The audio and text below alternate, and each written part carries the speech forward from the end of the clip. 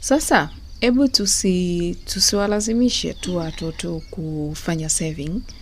Naomba tuwaelimishe umuhimu wa kufanya saving, kwamba mtoto akiweza kuanza kufanya saving kuanzia sasa hivi, baadaye ataweza kujiandaa na emergencies. Maisha yana mambo mengi sana. You never know what the future may bring, either kwa parents au kwa relatives. Anaweza akaja kusave purpose at some time.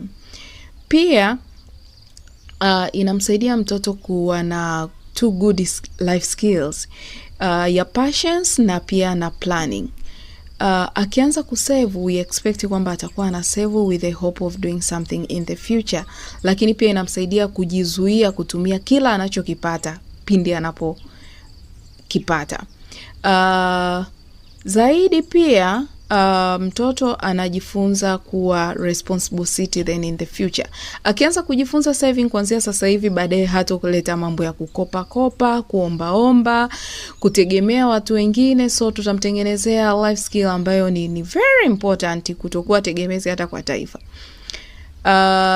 Lakini kitu kingine kizuri zaidi ni pale mtoto atakapojifunza saving, atakapoanza saving, ana uwezo wa kuachieve goals zake baadaye.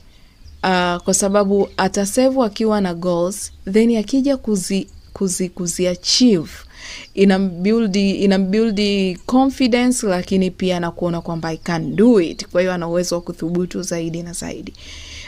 The last thing ni kwamba, kitu cha muhimu zaidi ni kwamba mtoto anajifunza kuwa na good money management skills, kitu ambacho I say ni very very important.